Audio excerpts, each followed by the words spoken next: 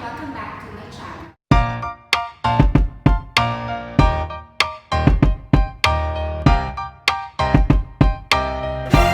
So for today's video, nandito ako ngayon sa harap ng building namin or nasa entrance ako ng building namin, and I will be sharing with you my lovely home here in Oman. Nga pala guys, disclaimer lang, hindi ko ginawa ng video na to para mag-brag sa inyo. Gusto ko lang i-share kung saan ako nakatira dito sa Oman. So if you are interested, just keep on watching. So tara guys, let's start. Dito yung main entrance ng building namin. Etong area na to, ito yung area kung saan nandito yung mga crew pag may flight. Tsaka dito din namin nare-receive yung mga order namin ng food, ng water. And itong trolley na to, ito yung ginagamit namin pag inaakit namin yung mga mabibigat na gamit sa flat namin.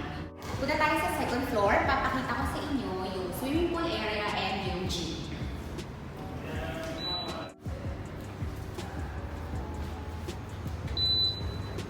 Dito na tayo ngayon sa second floor, and ito yung mga makikitang amenities dito sa floor na to. Pakita ko sa inyo muna yung gym. Dito na tayo ngayon sa gym. Kaso guys, sarado siya kasi bawal kami gumamit ng gym sa panahon ngayon because of the virus. Ito yung entrance. Ito yung notice ngayon dahil sa nangyayaring virus.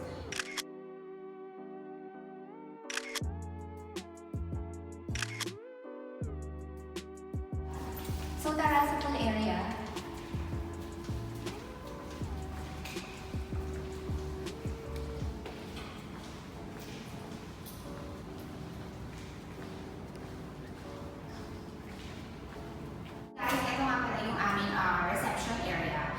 Kami pupunta pag may mga problema kami sa flat para magreklamo. And guys, etong room na to, ito yung pinaka-reception area ng building namin. Dito kami unang ni-receive nung bago kami sa building na to. Pero kasi now, nakalock siya. Tsaka kung mapapansin nyo, merong billiard sa loob. Pwede din kaming pumasok dito at maglaro ng billiards. Pero now kasi nakalock dahil nga sa nangyayaring virus. Meron din kaming kids club kasi nung unang ginawa ng building na to, parang nila itong gawing hotel. Dahil nga hindi na siya natuloy, so yung kids club wala din kasi wala namang mga bata dito. Andito na ako ngayon sa entrance ng pool area namin. Kaso lang, kita niyo sila kuya kasi may ginagawa sila. Sorry again guys, hindi ko na naman maipapakita sa inyo. Pero I will try my best na magpasok ng clips. Kasi alam ko meron ng picture ng pool nung bago kami dito.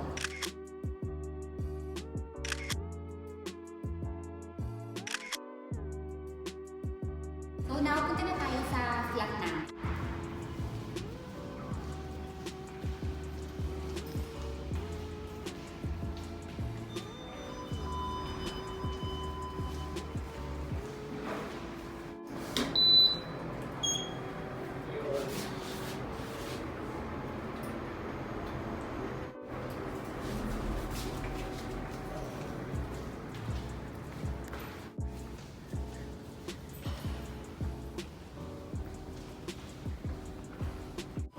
So, ito na yung pinaka-entrance ng hallway papunta sa flat namin.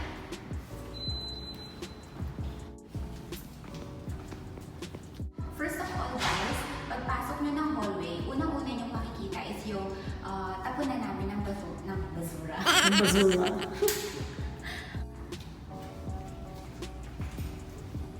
So, dito yun. Hindi ko na ipapakita sa inyo guys kasi tapunan lang naman siya ng basura. Tara, punta tayo sa flat namin.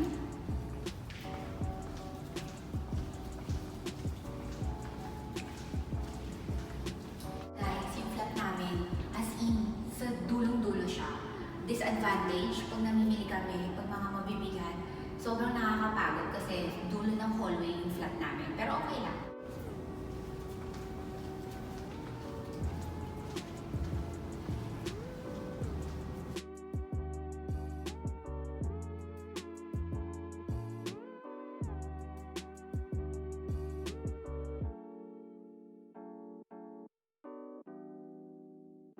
Dito guys, yung emergency exit namin, just in case na may emergency sa building. Meron din dito stairs at meron din elevator connected sa lobby.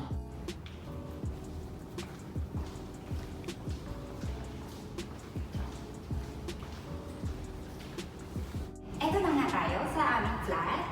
So dito kami nagsistay. Flat number 407. So tara guys, papakita ko na sa inyo ang loob ng aming flat.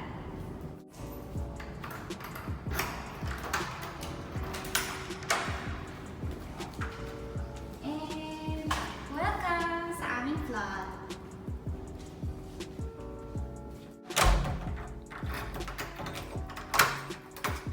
First door na makikita nyo sa right, after nyo pumasok ng main door, ay ang aming powder room. Pero kami kasi, hindi namin siya ginagamit kasi meron din naman kami sarili-sariling banyo. Pero itong powder room, ginagawa na rin namin stock room. So, pakita ko lang sa inyo. Ayan lang siya guys. Ginawa namin siyang stock room kasi hindi rin naman namin siya ginagamit.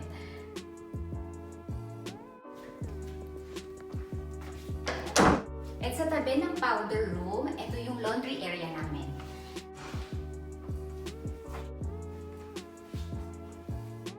Ito yung washing machine namin na bigay ng company or provided ng company namin. Ito yung pag naglaba ka, paglabas, tuyo na siya. Which is very convenient sa amin.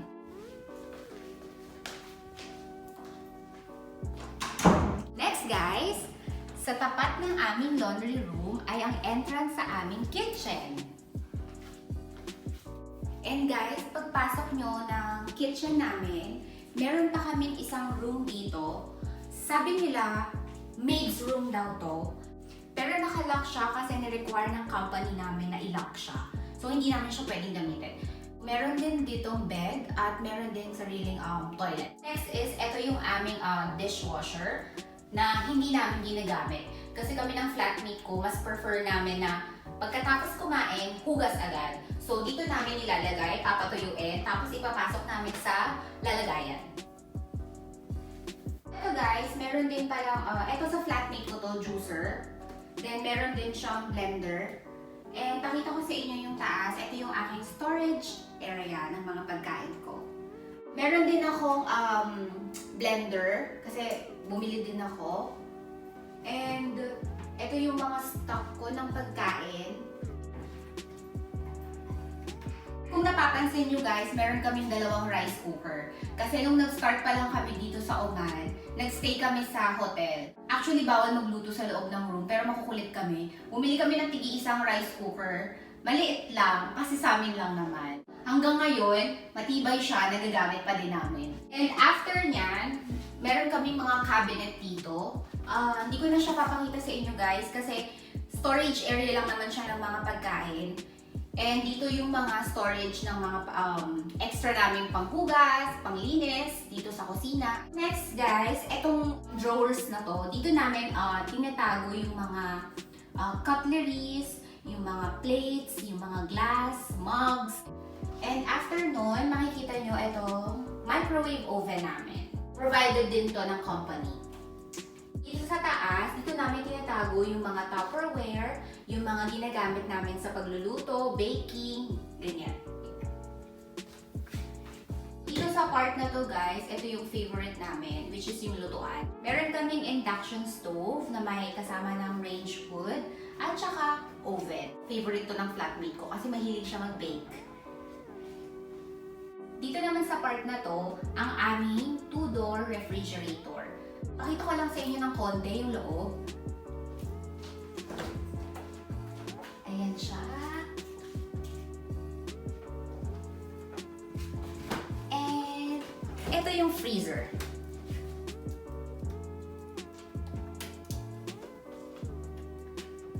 Okay na yung kitchen namin. So tara guys, punta naman tayo ngayon sa aming dining area.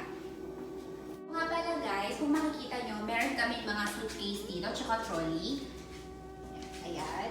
Ito guys, dito namin siya nilalagay kasi hindi namin siya pinapasok sa room namin kasi nga galing sa labas, madumi.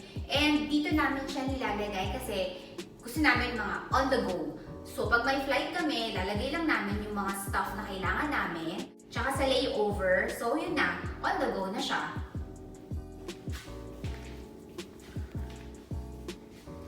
Dito naman guys, ang aming dining area. Dito sa dining table namin, meron kaming 6 na upuan. Pero syempre, dalawa lang naman kami. Yung flatmate ko, ang favorite spot niya is ito. At ako naman, favorite spot ko ito. Meron din tayong malaking mirror dito. Actually, marami kaming mirror dito sa flat. And meron din kami mga drawers dito. Itong mga drawers na to, nilalagyan namin ng mga extra gamit namin na ayaw namin itago sa loob ng room namin. Guys, itong nakabalot na to, ito pala yung washing machine namin sa previous na building namin or sa previous na tinitirahan namin. Ang story dito, hindi namin alam na lilipat kami ng flat or ng bagong building. Nasira yung washing machine na provided ng company namin. So, nag-decide kami ng flatmate ko na bumili ng washing machine. Tapos, after 1 month, sinabihan kami na lilipat kami ng building. Ngayon, dito siya naka-stock. Next guys, etong area naman na to, dito ko nilagay yung mga sandals, sapatos, basta yung mga shoes ko. Hindi ko na siya tinago sa room ko kasi masikip na. Sa akin lahat yan. Hindi naman halata na medyo mahilig ako sa sandals and kung ano pa. And ito yung water na iniinom ko. Kasi yung water dito sa building namin, hindi siya good for drinking. So, kailangan namin bumili ng mineral water. Itong water na to, ito lang yung okay sa akin. Next guys, dito naman tayo sa aming living area. Makikita nyo dito, meron kaming flat screen TV na hindi namin ginagamit. Kasi hindi kami mahilig manood ng TV ng flatmate ko. Mas prefer namin manood sa laptop or sa phone namin. So parang ano lang siya, display. Once in a while, binubuksan din namin siya. Kaso kasi ang daming channels, nakakapagod mag-browse. Meron din kami mga storage dito. Nilalagyan namin ng mga gamit na kung ano-ano. And then dito, merong mga maliliit na cabinet. Nilalagay ko dito yung mga madaling makuhang mga pagkain ko, like yung chichirya, mga biskuit. Ayan, dito ko siya tinatago. Kasi pag nandito ako, next na nga, dito sa aming sofa. So, kasi pag nandito ako sa sofa, gusto ko yung madali ko lang maaabot yung mga chips, ganyan, mga biskuit. Ito na nga ang aming sofa area. Etong side na to, ito yung side ko. Dito ako lagi nakatambay, nanonood sa laptop ko, or kung ano-ano pa. Etong part na to, ito yung favorite spot ko. Or hindi man dito, nandito ako sa lapag, nakaupo. Tapos nagla-laptop, nagsi-cellphone, kumakain. Ito namang part na to, ito yung part ng flatmate ko. Kasi actually, yung akin, medyo mas maliit kasi yung flatmate ko mas matangkad sa akin ng mga 3 inches. So, mas pinili ko na dito magstay. Tsaka syempre, ito, yung sa kanya. Then guys, now, punta naman tayo sa aking toilet or shower area.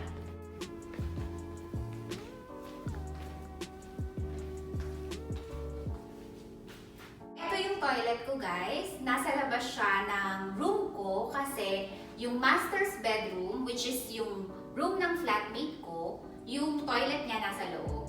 Pero guys, di ko napapakita sa inyo yung room ng flatmate ko for privacy reason.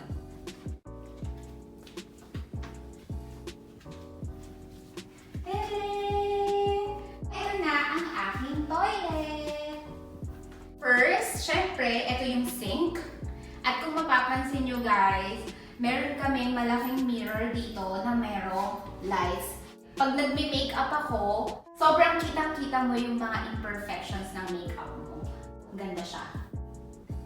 Meron din ako mga drawers dito. Hindi ko napapakita sa inyo guys. Dito ka nilalagay yung mga stock ko ng mga toothpaste, ng mga shampoo, sabon. Eto guys, meron kayong makikitang random thing dito. Actually yan, may water siya. Ginagamit siguro to pangpugas ng puwet. Pero hindi ko siya ginagamit. Ito yung aking toilet. Yun na nga, hindi ko siya ginagamit kasi meron namang bidet, which is easier na gamitin. At ang isa pang favorite part ko dito sa banyo ay ang aking shower. So, yan. Pag naliligo ako, siguro inaabot ako ng mga 30 minutes kasi yung 10 minutes, nagbababad muna ako sa mainit na tubig. And then yung 20 minutes na natitira, yun na yung magsha-shower na ako. Yun na nga guys, eto na ang aking banyo tour. So now, punta naman tayo sa aking bedroom. Katapat lang ng toilet ko yung bedroom ko. So, welcome sa aking bedroom. Pagpasok ng bedroom ko, ang unang-una nyong makikita ay ang aking vanity area na favorite part ko din sa aking room. Dito ako nag-aayos pag may flight or minsan pag gumagamit ako ng laptop. Ayan, ito yung area na yan.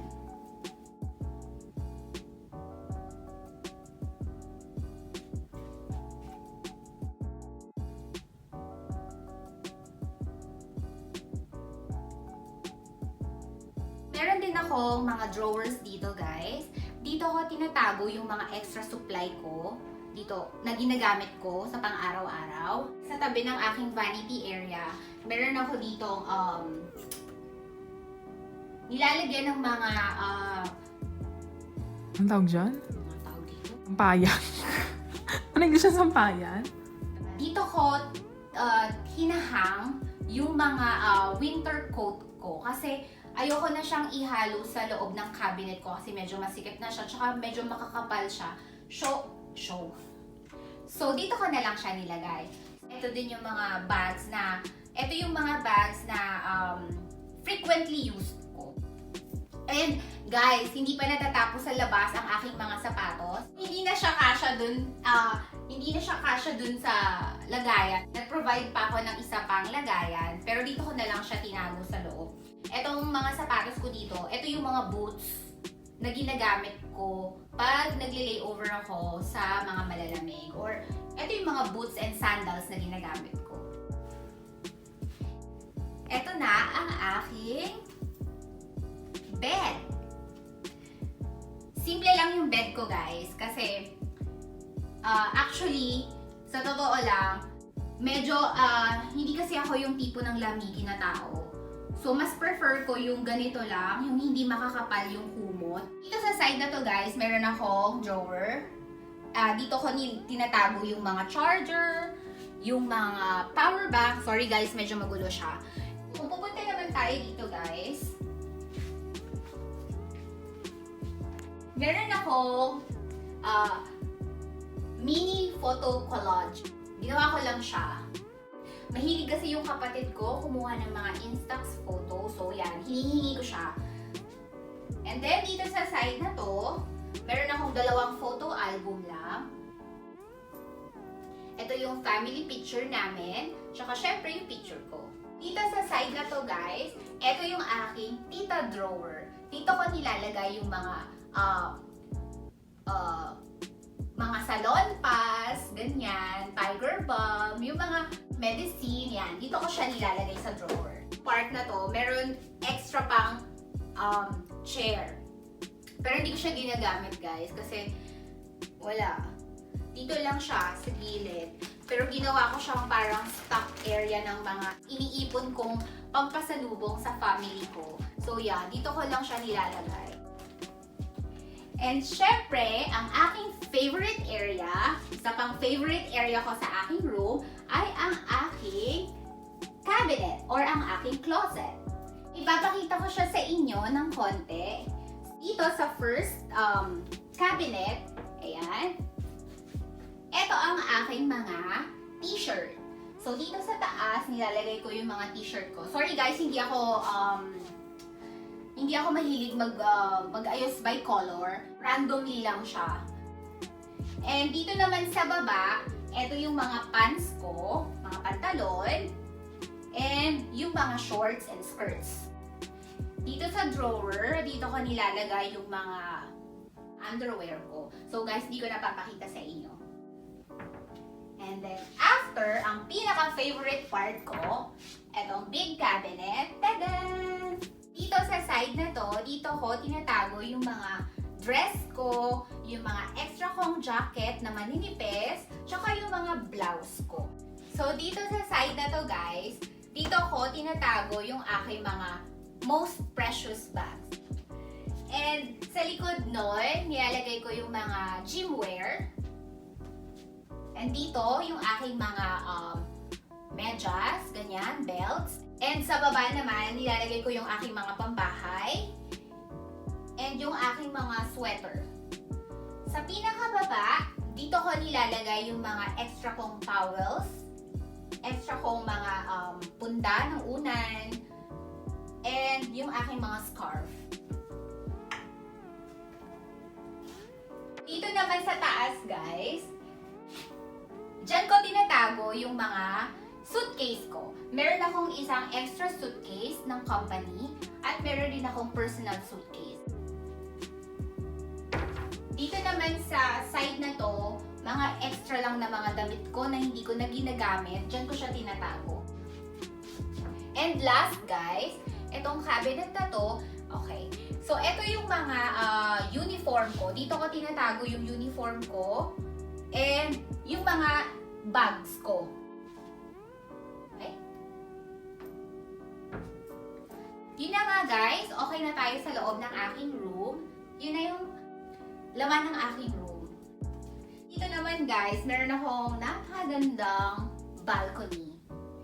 Pero hindi din ako masyadong nagtatambay sa labas kasi actually maalikabok siya. Kasi meron pa rin ongoing construction sa malapit na building dito sa amin. Papakita ko lang siya sa inyo, guys. So, open natin.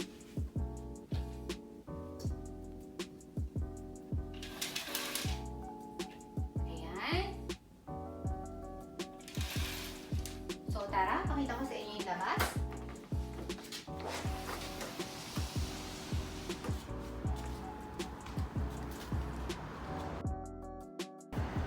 Mapapansin nyo, ayan, sobrang alikabok niya kasi nga meron pa rin ongoing construction na nangyayari sa malapit na building dito. Guys, pakita ko sa inyo ang aking view dito sa aking balcony.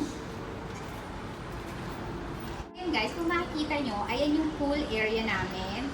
So, ngayon wala siyang water kasi bawal kami gumamit ng pool kasi nga dahil sa virus. Pero kanina, tinry namin pumunta dyan. Actually, nandun kami kanina sa may entrance. Kaso kasi nandun sila kuya, may ginagawa sila, so hindi na kami nakalapit. Ayan guys, pakita ko na lang sa inyo from my balcony ang aking view every morning.